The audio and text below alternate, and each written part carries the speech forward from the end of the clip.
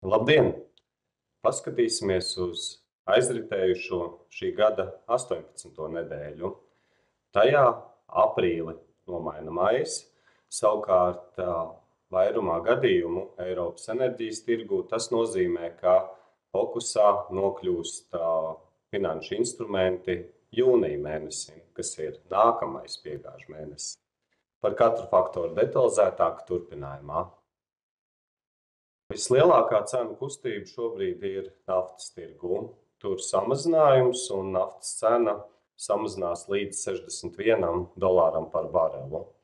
Tas, kas jau iepriekš bija mazinājis ekonomikas izaugsmes tempu un pieprasījumu pasaulē, ir, protams, ASV piemērotie tarifi, bet šobrīd nācis papildus faktors tas, ka Saudarābija ir ierosinājusi un OPEC ir apstiprinājuši lēmumu par iegūs pieaugumu sākot ar jūniju. Tas nozīmē, ka piedāvājuma pusē pasaules tirgu būs vairāk naftas un cena būtiski krītās. Oglei un dabasgāzei Eiropas tirgū cena nedaudz pakāpjās. Oglei līdz $97 par tonu un dabasgāzei par nākamā mēneša finanšu piegādi līdz €33 par megavatstundu. Lai gan iepriekš vidēji Eiropā ir bijis siltāks, daudz vietu pat virs ilgadējās normas, turpmākā prognozē ir vēsāki laikapstākļi. Un, lai gan ir zemāks sezonālais patēriņš, tomēr arī prognozē ir zemāka atjaunīgo izstrāde, kas nedaudz kopsumā pakāpina cenas gan ogles, gan dabasgāzes tirgū. Dabasgāzei jāpiemina, ka sašķidrinātās dabasgāzes imports uz Eiropu ir augsts un stabils, pastāvīgs. Āzijā savukārt imports ir samazinājies.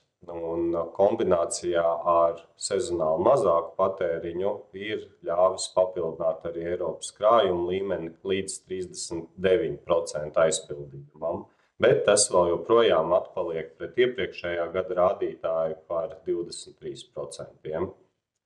Kvotu tirgū savukārt vēl aiziepriekšējās nedēļas, kurā bija lieldienu svinības un brīvdienas Eiropā, ir bijis zemāks izsoļu apjoms, un tas ir nedaudz samazinājis piedāvājumu pusi, un cena pagājušajā nedēļā kvotai ir augstākā pie 68 līdz 69 eiro par tonu.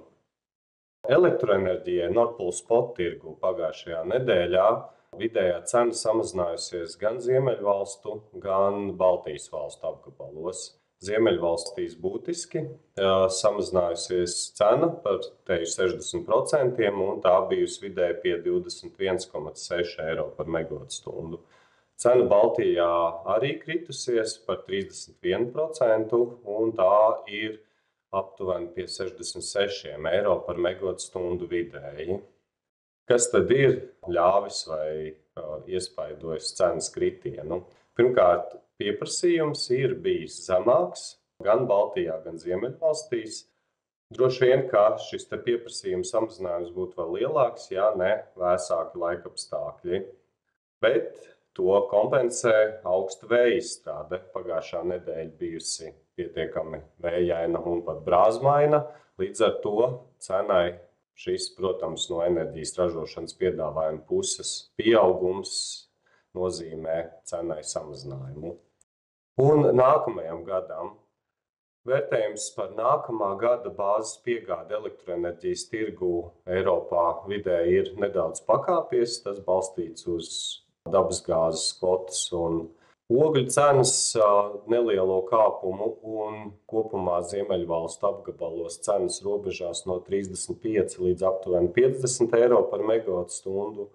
Vācijā bija 84 eiro par megavatstundu un 25. gada bāzes piegāde Polijā pašlaik novērtēta pie 97 eiro par megavatstundu. Tādi faktori, skatīsimies ietekmes arī turpmāk. Uz tikšanos!